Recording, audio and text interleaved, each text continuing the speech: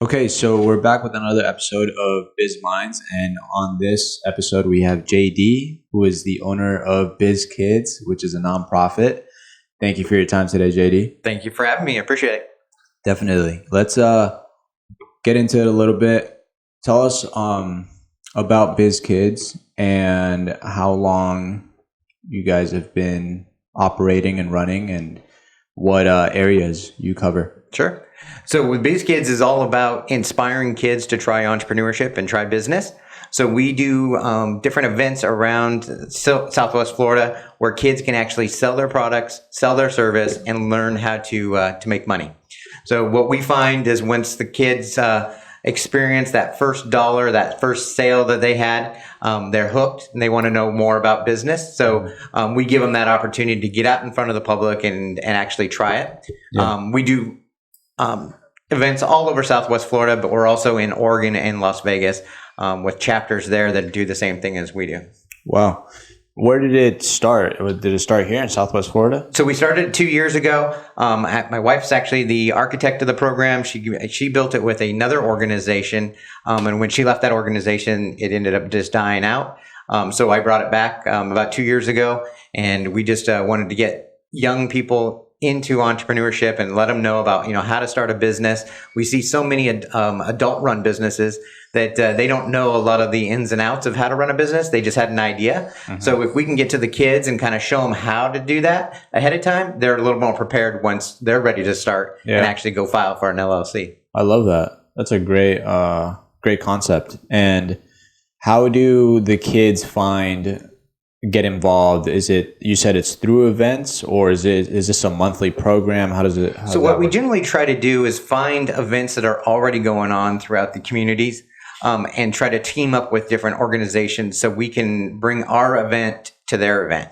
The hardest thing is when we started with our very first show, we did it all by ourselves. It was hard to get the foot traffic because we didn't have the budget to advertise on TV and radio and all that good stuff. So we had to it was word of mouth, whoever showed up. We still had 400 people that came through for our first event. So it was great. The kids still had a great experience. But as we found, getting involved with other community events that are already going on, you can have thousands already people ready to spend money. And we have this great crowd of snowbirds down here that are all retired business people that want to support these kids. And so they love to come out and support the kids, give them encouragement, and they get to experience what it is to be in front of a client or in front of a customer, and they get comfortable with their pitch. Got it. What are some of the businesses that you've seen? So we have some innovative kids. We have obviously the easiest one is the lemonade stand. Everybody wants to do a lemonade stand.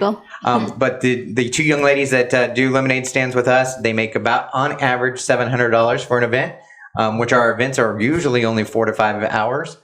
So they do a really good job at getting their business out there. They do hand squeeze the lemons, so that gives it that extra little character to what they're doing. And so they do great. We have a young lady that does her own dog leashes. So she hand braids her own dog leashes and sells them. And she's a great sales girl. She knows how to pitch her product. She knows how to draw people in to tell them about it. So she does a lot of good sales. She's one of our highest sales champions, I would say, from our events. And then we had a kid that was 12 years old. He builds his own robots. Oh, so wow. He'll go down to Goodwill and he'll get broken toy parts, and then he'll put them together to build a robot. Then he'll get the old electronics and he'll pull the circuit boards out of them, reprogram the circuit boards to run his robots. Wow. So that's crazy. We have some great innovation there. Yeah. What are the age ranges? So we, for our expos, which is our big show where the kids compete for the money, it's 7 to 18. So we want to get them in there when they're young, because I've seen actually 6-year-olds that said, "Hey, I have a business idea. Can I do this?" But we want to make sure that they're ready when they get there. At our expos, we actually have the opportunity for the kids to pitch their idea to our judges. They're all local business people, and they can win we give away $5,000 of prize money. The grand prize for each division is $1,000. So they get an opportunity to win money that they can reinvest back into their business. Wow, that's really cool. When was the last event? Just 2 weeks ago, and we had one out in Ave Maria. It was the Taste of Ave. We had 25 kids that showed up to that event, and with the traffic of the event, I think there was about 1,500 people there. Oh, wow. So the kids all did really well. Our average on that one went up a little bit. We were about $300 a kid for their booth sales for the day. Yeah. And how does it work? Do they have to go through a judge to get approved, or any child is welcome to participate? Any child is welcome to participate. All they do have to register. We do charge a $35 registration fee. That just covers our insurance for the day. But that also gives them, it's a lesson about you have to have some money to get into the game. And so we want them to understand you have to have skin in the game. So they pay the $35 and then they can just get their booth space. They do have to bring their own tent, tables, chairs, and their product. But when they're there, then we bring in our business mentors to kind of work with them and help them refine what they've created, what they're doing. And then we also help them with how to sell it. So once they're in front of people, usually mom and dad's there to help too. But we also kind of coach them on like, hey, these are the types of things you want to be asking your customers as they walk up, so you know how to close the sale. Yeah. Yeah. And when's the next event? Next event is next weekend. Again, in Ave Maria, they have a lot of different events. You guys are busy. Different events. So they include us in a lot of those events. But on our calendar, during season here in Southwest Florida, we do 2 to 3 events every month. During the summer months when it's hot and there's not a lot going on, then we don't do as much. We end up spending our time on our camps, which are the kind of more of the training time to get the kids ready for the next season of shoppers to come into town. Yeah. How do the camps work? Is it a summer camp, or is it just a year-round camp, or how is So that? what we do is we partner with organizations that already have kids that are looking for some additional entrepreneurship training. So we look for other nonprofits that have a group of kids, or maybe if it's a summer camp that's already going on. What we do is we bring in our speakers and our experts on talking to them about entrepreneurship. Sometimes they only have us come in for an hour. Sometimes they have us come in for half a day. So we look at all different types of options there. We also have an online training program called the Biz Kidz Hub, where kids can actually just log in, watch our videos, and kind of learn on their own, and depending on schedules. That's what we run into most is schedules are crazy for families. You know, we're dealing with everybody's going to football or baseball or just dance, karate, and they just don't have time to come to another camp or another program. Yeah. So we're trying to do it all online so the kids can just log in anytime they want. Yeah. Can you tell us a little bit about your background and what triggered to creating this program? Sure. So I'm a serial entrepreneur. I started when I was 7 years old. I wanted ice cream from the ice cream truck. So the ice cream truck came through our neighborhood every evening right after dinner. And I always wanted to go out and have ice cream. So I asked my mom for money. And what does mom say? No. And so I was outside playing and I realized that she had a ton of cucumbers in her garden. So I just started picking the cucumbers. I went up and down the street knocking on doors and sold the cucumbers.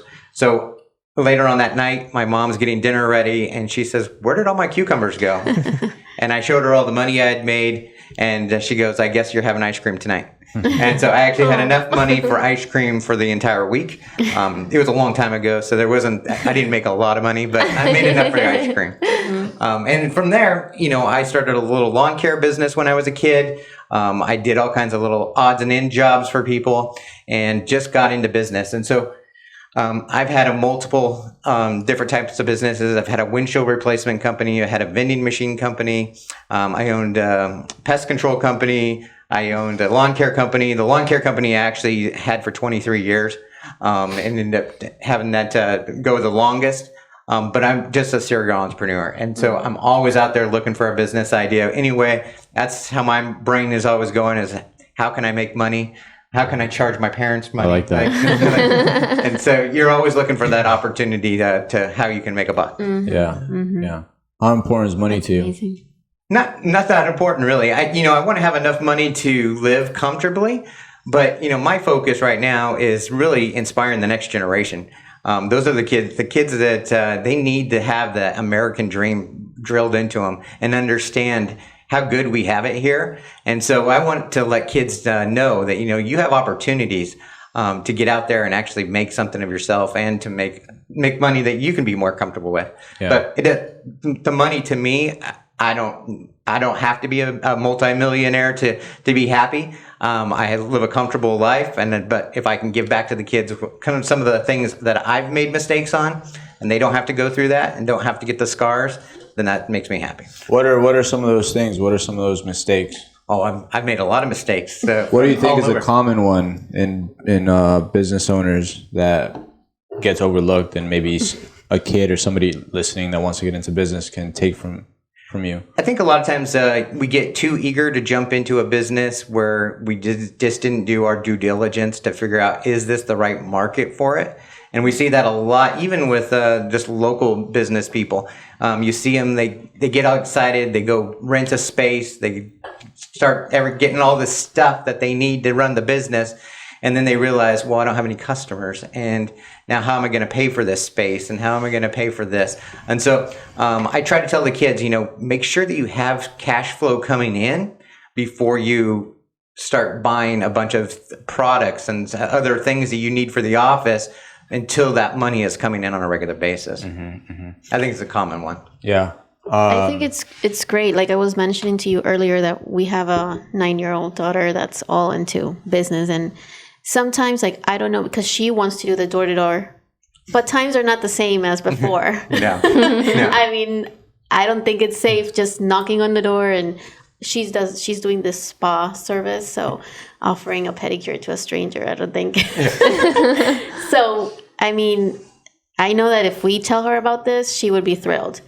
And I can assume there's a lot of kids that want to start their business or want to do something, and they run of family members, and okay, what else? What do we do? Yeah.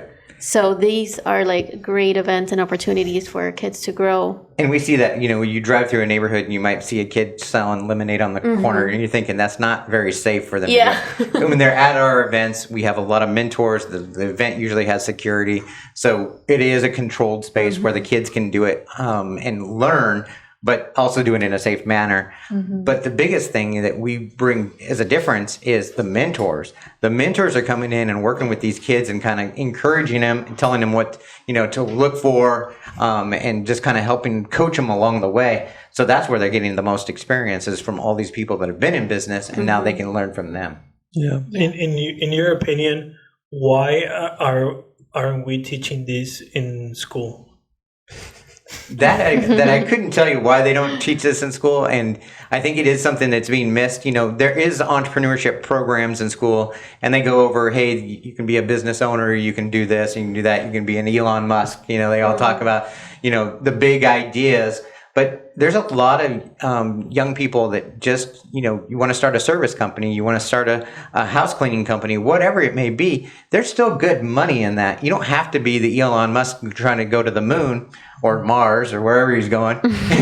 But, there's just great opportunity. And I think we need to teach our kids that. I think they're missing out. And with technology today, it's easy just to get into kind of sucked into a game or an alternative what do you call it? Verse. Verse. There you go. And it's not reality, but you have to build that dream in your head, but then go out and actually do it and create something that you want to the life you want to live. Do you think business is for everybody? Oh no, absolutely not. I think that there's a lot of kids and a lot of adults that they have no desire to invest in a business, try to put the time and effort into a business. They would rather just work their 9-to-5 job, get their job done, and then be done with it. I think there's a lot of people that are like that, and business owners need those people. We need those people that are going to just do the day-to-day tasks that need to be done, and we pay them for it, and that's all good. Yeah. Have you thought about bringing these camps or these fairs to school? So because we're a nonprofit and we're a new nonprofit, it's just very hard to get into the school system. They wouldn't accept it. You have to go through a vetting process, which can take years to do that. Oh, wow. So what we do offer to the schools is just the opportunity for, if they want to advertise it and let the kids know about it, then we can connect with them and get them through our program. But they don't have a system where they can tie us in. So. Hey, this is great because this is Biz Kidz and we're on Biz Mindz. I know, I was thinking about that. Yeah. Lines up nice. So all the way up to 20-year-olds. Correct. So in our expos, so we have three elements: our expos, our markets, and our camps. Our expos, that's kind of the big show where we actually compete for the money. So we do up to kids 7 to 18 for that. We want any kid that's a high school senior. I have a lot of high school seniors that are graduating this year that have said we want to continue on. So how do we do that? So we want to continue letting them do the markets while they're in college and they're figuring it out. So they can come to the markets and still sell their stuff. They can still come to the Biz Kidz Hub and our camps and learn about how to do business, because we want to continue to invest in them. Especially if they have that drive and desire to do it, they're going to be invested in coming to the classes. What are some business examples that you would recommend to kids in terms of profitability, how you can scale it, how quick you can scale it, low overhead or high overhead? Whatever. So what we start with is just because it's simple, is we have them do a product. That's the easiest thing to sell at one of our markets, is having a product. There are some kids that have tried services, but then you get into people are all over Southwest Florida. How's that kid going to get to do the service on the other side of town? If he wants to mow a lawn or if he wants to wash a car or anything like that. So it's hard to get sales that way. So what we try to do is get them ready just to understand how the process works. Find a small product, try it and experience it. And then you can kind of look for what your desire is, what you have a passion for, and how to turn that into a business later on. So I don't really try to gear anybody towards a certain industry or anything like that. We know in our business of just having products, we know dog products sell really well. We have a lot of snowbirds that they have pets and they'll spend money on their pets. So we see dog products are a great seller. Slime. Kids love to buy slime. I had one girl. That's a good one. We did the Cape Coral Art Festival 3 or 4 weeks ago, and it was a cold, rainy day, and the girl still sold $600 worth of slime. Oh my gosh! In a day. So so you just see all these different types of things. You got to try them and try different products and see what works and what doesn't. A big theme in our program is called we call it Celebrate the Failures. What we look for is, okay, what didn't work that day? And let's figure out why it didn't work that day, and then we need to change it. So we teach the kids, it's okay to fail. We're going to actually celebrate when you fail, because now we can move forward with something different that may work better and may not. We might have another failure that we have to go through, but we want to celebrate it. We don't want them to feel like they have been they failed and they can't do it again. We want to celebrate that they had a failure and move forward and learn from it and go from there. Yeah. Until we can't celebrate it too much. But no, that's awesome. I think the whole program is great. And what are some of your favorite businesses like to be in? Just on the adult, like not so much for the program, just in general. What do you think are some businesses that in today, So I'm not in the business, but I think hearing aids are actually going to be a great business because we all wear these pods all the time, and everybody's listening to loud music. I think personally, and I've told a lot of people this: if you're going to invest in something, hearing aids is a great way to go. So you like product. That's a good product, but I also like service companies. I had a service company for 23 years. Anything that can bring in a revenue on a regular monthly basis, and you're finding customers that are constantly paying for a service.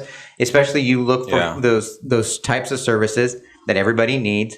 I think here in Southwest Florida, we see them everywhere on every corner. AC companies, AC companies. Everybody needs it. They, if that goes out, you don't care what the price is. You just want it back on. And so you look for kind of those services that are needed and are always going to be needed. How big did your lawn care company get? So we actually started off as a lawn care company during 2008 when the economy crashed. A lot of people were finding other ways to mow their own lawn, or they find somebody cheaper. So we actually got into the roof cleaning business, which was an interesting effect for us, because when we were in the lawn care business, we had over 1,000 different competitors in our area. Anybody that had a truck and a lawnmower was a competitor, right? When we got into the roof cleaning business, there was only 3 companies in our metro area that we lived in that were doing roofs. And all those companies were so booked that they would normally not call people back because they didn't need the customers. They had enough. So when we got into the business, people started calling. We would answer the phone. They're like, oh, you're the first one that answered the phone. And so we would automatically get the work from there. So our company switched overnight from being a roof cleaning company or from a lawn care company to being a roof cleaning company. And our competition went away pretty much. And so we ended up downsizing the lawn care side of it and just increased the roof care. At the peak, we had 15 employees going throughout the metro area, and we were booked every day. It was a seasonal business because so when it got too cold or icy, we couldn't get on a roof. But it was the profits were much higher, and we didn't have as much competition. Yeah, I love that. That's great. You guys have any questions? Have you had any kids that have had a spa? I haven't had a spa. Because I'm thinking like she would have to. She'd have to switch to like massaging hands or something. something fast and something practical. Yeah. It wouldn't be do that for 2-hour sure. massages. It wouldn't be that for sure because And she can't do pedicures. That takes it's too only long. 4 hours, right? Yeah. So you have to do either time for service. I did have a girl that did hair braids for girls, and so they'd come into the booth and they would braid their hair, and I think she was charging $15 or $20 for a hair braid, and she actually did very well. I don't know what she ended up for the entire day, but she was busy the whole time. She had girls in her booth all day. We also had, what was the other one that was kind of henna tattoos. We had a girl that was very good artist. Issa's really good at drawing. Yeah. That would be smart. Yeah. So it's only when is your next event? So our next event is actually coming up in Ave Maria on February 17th. Our next big expo is going to be on May 18th at Coastline Center Mall. That's our bigger event that we have where they actually get to go up against the judges. So that'll be a great event for, just coming out and seeing what the kids are doing. And if you have kids and you're like, they have ideas, but I'm not even sure where to start.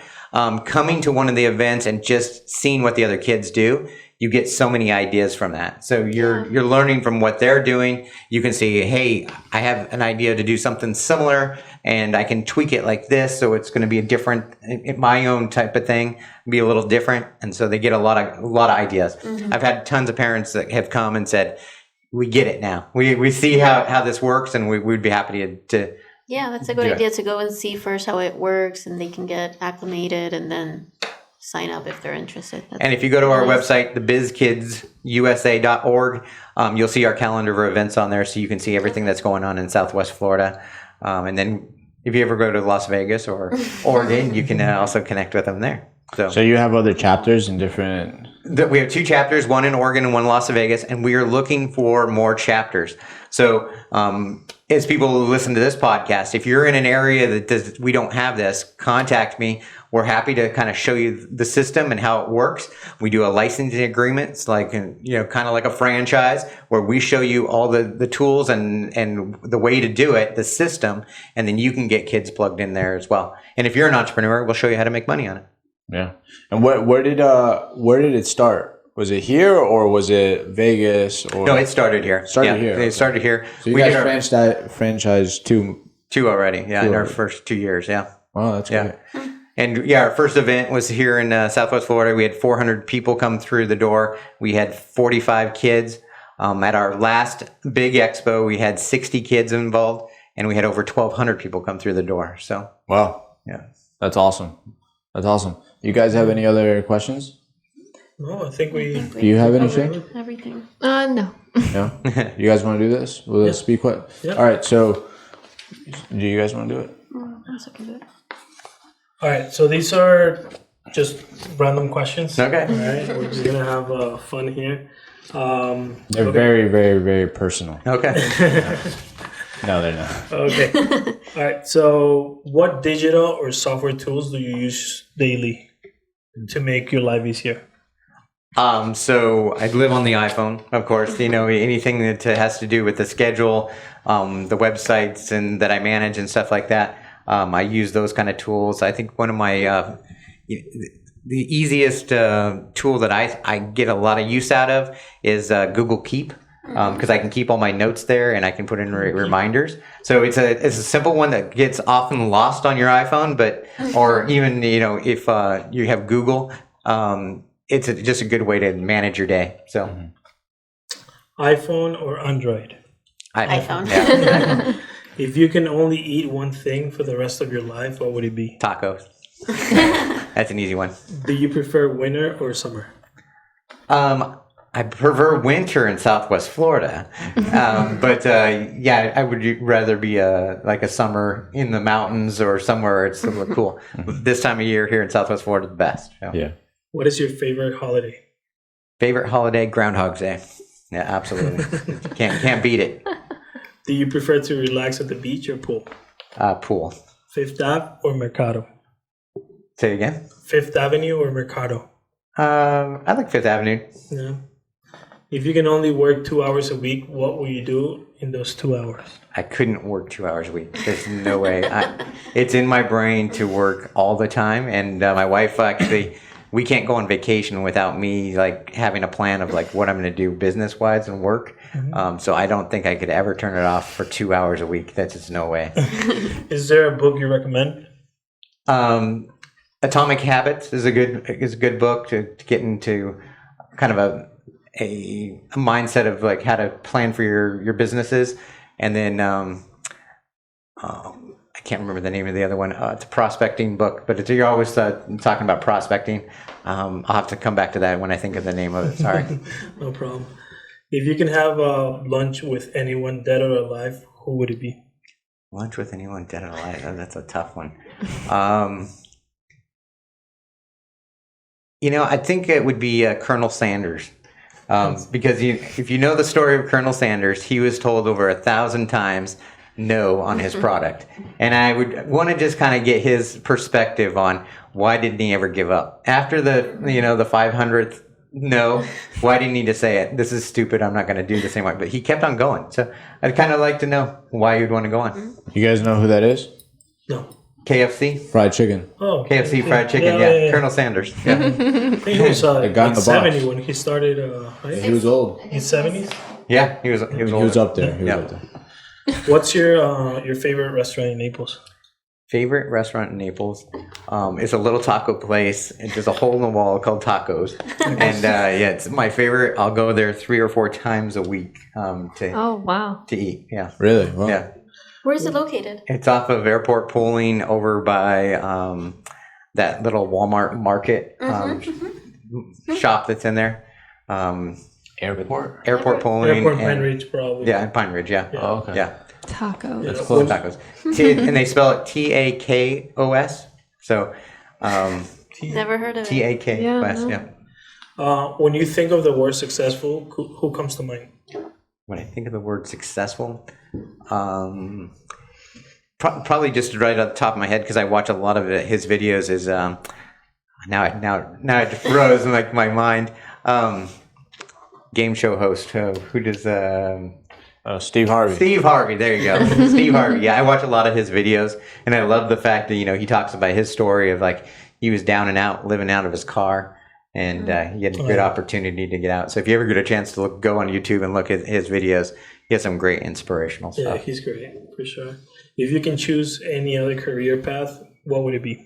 I wouldn't. I have to be an entrepreneur. Like I could not. I've tried to work in a cubicle. I've tried to work for other companies, and it just drove me crazy. So I have to be an entrepreneur. Yeah. What's been your best investment? Probably my lawn care company that I started, because I didn't put a lot of money into it, but I was able to build it up over the years, and it actually paid off very well over the season that we had it. So. What's a bad piece of advice you've heard people telling others? A bad piece of advice. That one I'll have to come back to. I have to think about that one. That's a tough one. Okay, and the last one was That was the last one. That one.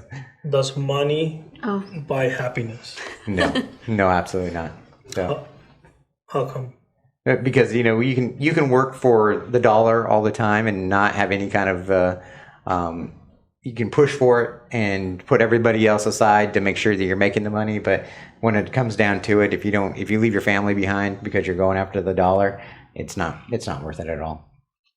Okay. And when you don't leave your family behind, does money buy happiness? It can buy a lot of more entertainment for you, but I don't know if it'll buy happiness. Okay. Perfect. Great. Thank you so Thank much you. for your time. Thanks for having me. I appreciate it. Thank you. Thank you.